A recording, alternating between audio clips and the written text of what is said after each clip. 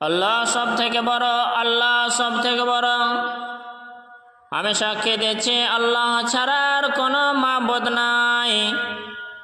আমি সাক্ষী দিচ্ছি নিশ্চয় মুহাম্মদ আল্লাহর রাসূল।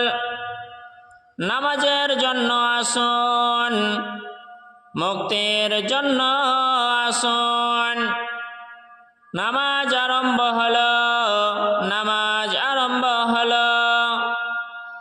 আল্লাহ সব থেকে বড়, আল্লাহ সব থেকে বড়।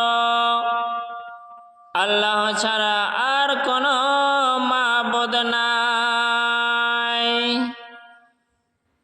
শ্রোতাগণ, এটাই বাংলাতে একামত।